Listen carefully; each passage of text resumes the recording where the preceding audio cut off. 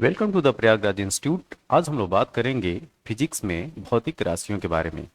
और इसमें हम लोग डिस्कस करेंगे उन महत्वपूर्ण प्रश्नों को जो अक्सर आपसे एग्जाम में पूछे जाते हैं। तो भौतिक राशियों और उनसे संबंधित जो प्रश्न हैं, उन प्रश्नों की श्रृंखला में आपके सामने पहला जो प्रश्न है वो है पार्सेक।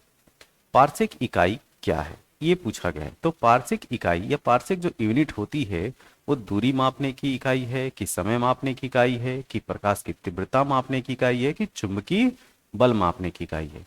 तो ध्यान ध्यान रखिए, पार्सेक जो है वो दूरी मापने की इकाई है। अब हम जानेंगे पार्सेक के बारे में डिटेल से। देखो, एक पार्सेक लंबाई जो होती है वो एक खगोलीय रूप से मापने के लिए इसका प्रयोग किया जाता है। अब खगोलीय रूप से मापने के लिए मतलब इसमें जो है वो चांद तारों की बात की जाती है कि कौन कितना दूरी डिस्टेंस में है।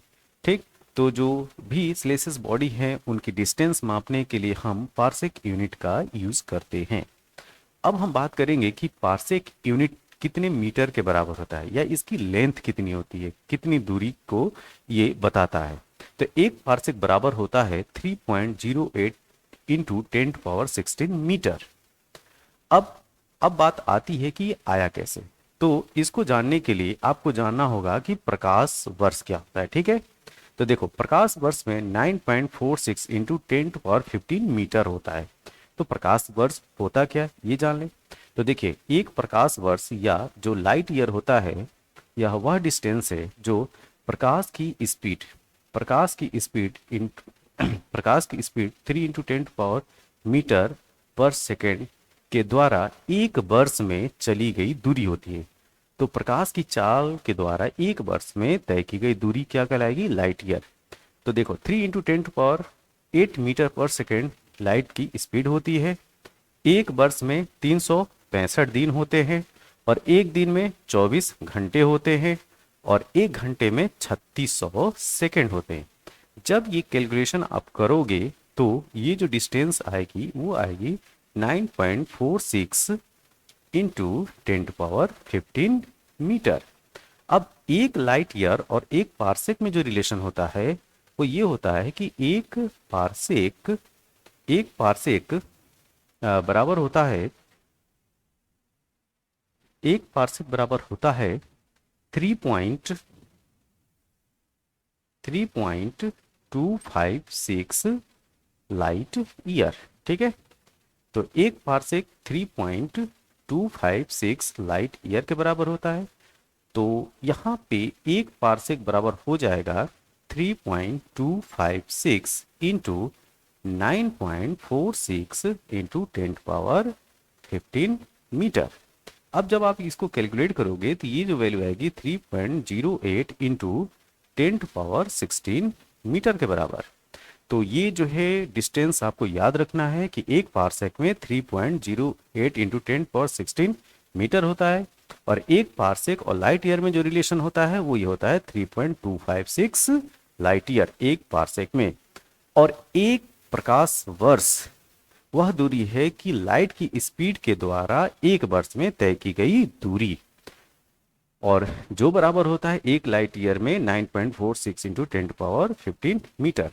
अच्छा, अगर आपसे मैं पूछूं कि एक एस्ट्रोनॉमिकल यूनिट क्या होती है, एक एस्ट्रोनॉमिकल यूनिट क्या होती है, तो एक एस्ट्रोनॉमिकल यूनिट होती है सन और अर्थ, मतलब पृथ्वी। सूर्य और पृथ्वी के बीच की जो डिस्टेंस होती है वह एक एस्ट्रोनॉमिकल यूनिट के बराबर होती है। अब आते हैं दूसरे प्रश्न में। निम्नलिखित में से कौन सा सही एसआई इकाई से मेल नहीं खाता है। ठीक है, एसआई यूनिट की बात की जा रही है, जो कौन सा मेल नहीं खाता। यहाँ पे कार्य के आगे दिया गया है जूल, जो कि सही मैच है। बल के आगे दिया गया न्यूटन, ये भी जो है वो सही मैच्ड है। ठीक है, सुमेलित है। द्रव्यमान के आगे किलोग्राम दिया गया है, ये भी सही है। ठीक है, तो ये तीनों ऊपर के सही हैं। दबाव के आगे दिया गया है डाइन। ठीक है, तो दबाव की जो एसआई यूनिट है वो डाइन नहीं है, ये जो है ये फोर्स की यूनिट है। किसकी, फोर्स मतलब बल की है। ठीक है, बल की है। अब मैं आपसे ये पूछना चाह रहा हूं कि एसआई का फुल फॉर्म क्या होता है। एसआई का फुल फॉर्म क्या होता है, तो इसका जवाब जो है कमेंट बॉक्स में जरूर दीजिए। ठीक है। अब नेक्स्ट प्रश्न की बात करते हैं। एक अश्व शक्ति में कितने वाट होते हैं? पहला ऑप्शन है 1000 वाट, बी ऑप्शन है 750 वाट, सी है 746 वाट और डी ऑप्शन है 748 वाट।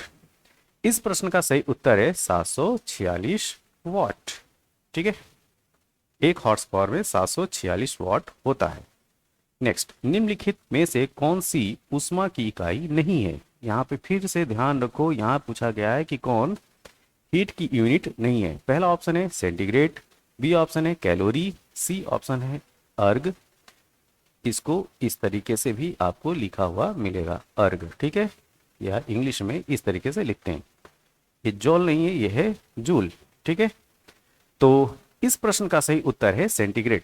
आप लोग को पता होना चाहिए कि सेंटीग्रेड जो है वो तापमान जो है वो सेंटीग्रेड में मापा जाता है। एक पिकोग्राम बराबर होता है, प्रश्न यह है कि एक पिकोग्राम बराबर होता है 10⁻⁻6 ग्राम क्या, 10⁻⁹ ग्राम, 10⁻12 ग्राम, 10⁻15 ग्राम। इस प्रश्न का सही उत्तर है 10⁻12 ग्राम के बराबर।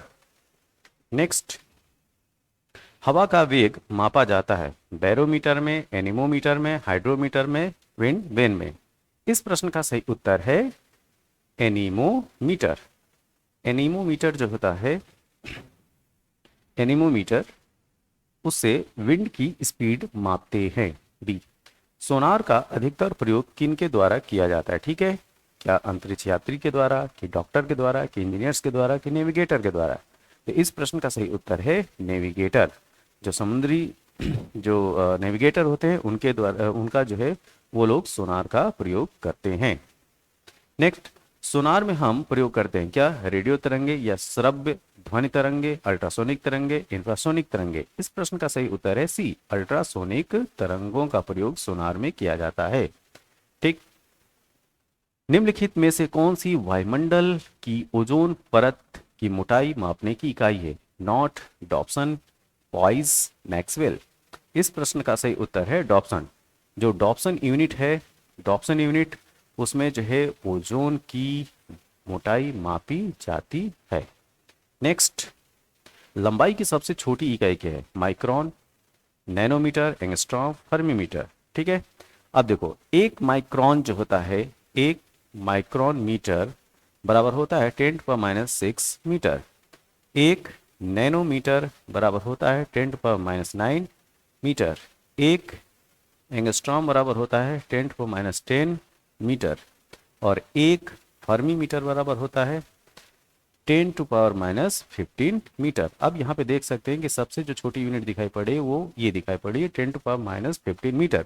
क्यों? क्योंकि जिस के 10 बेस पे जिसकी सबसे ज़्यादा निगेटिव वैल्यू होती है वो सबसे छोटा होता है। तो यहाँ पे 10⁻15 मीटर जो है एक फर्मी मीटर में होता है। तो सबसे छोटी इकाई यहाँ पे क्या दिखेगी? D, fermi metre.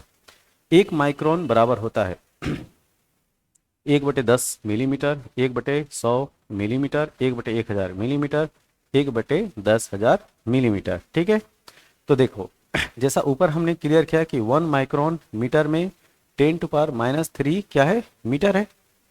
सॉरी, एक में माइक्रोन मीटर में 10⁻6 मीटर है। इसको हम लोग जो है थोड़ा ध्यान से देखें इसको।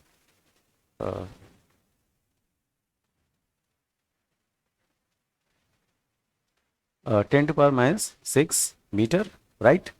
अब 1 मिलीमीटर और मीटर में संबंध है। 1 मिलीमीटर में 10⁻³ मीटर होता है। अब यहाँ पे 1 माइक्रोन मीटर और 1 मिलीमीटर का संबंध देख लेते हैं। तो यहाँ से क्या संबंध निकलेगा? 1 micron metre equal to 1/1000 millimetre, या हम कह सकते हैं कि 10⁻³ मिलीमीटर बराबर 1 माइक्रोन। तो यहाँ पे उत्तर होगा इस हिसाब से सी। नेक्स्ट, दाब की इकाई क्या है? तो पहले तो जान लें कि दाब होता क्या है। दाब मतलब प्रेशर। प्रेशर बराबर होता है फोर्स, बल अपॉन एरिया। ठीक है, अब फोर्स की यूनिट क्या होती है? न्यूटन। एरिया क्या होता है? मीटर स्क्वायर में मापते हैं। तो इस प्रकार यहाँ पे ऑप्शन देखिए, न्यूटन पर स्क्वायर मीटर या वर्ग मीटर, पहला ही ऑप्शन। तो इस हिसाब से पहला उत्तर होगा ए। एक बैरल तेल निम्नलिखित में से किसके बराबर होता है? 131 लीटर, 159 लीटर, 159 लीटर, 179 लीटर या 201 लीटर। तो इस प्रश्न का सही उत्तर है बी, 159 लीटर। अब थोड़ा सा हम डिटेल में जाने कि बैरल होता क्या है। देखो, आज की डेट में तेल की मात्रा जो है वो घन मीटर में मापा जाता है। घन मीटर मतलब क्यूबिक मीटर, ठीक है।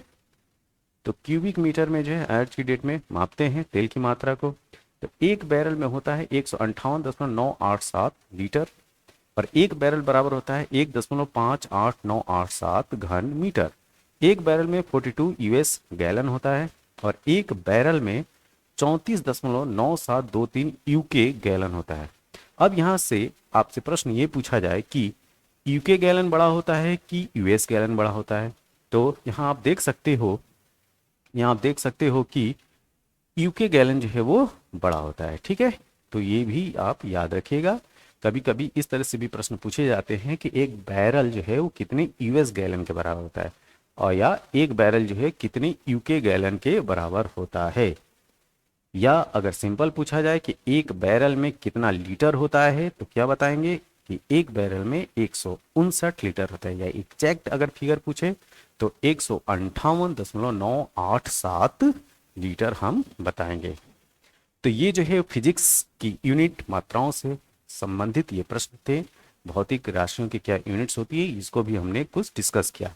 ये प्रश्न वो प्रश्न है जो अक्सर आपसे पूछे जाते हैं और एग्जाम में सरदर्द बना रहता है। तो प्लीज इसका जो है बार बार जो है रिवीजन कीजिए, और जो भी इसमें जो त्रुटियां हुई उसको जो कमेंट बॉक्स में जरूर बताइए। या जैसा भी आपको ये वीडियो लगा हो वो आप कमेंट बॉक्स में अपने सुझाव जरूर दें। तब तक के लिए थैंक यू, धन्यवाद।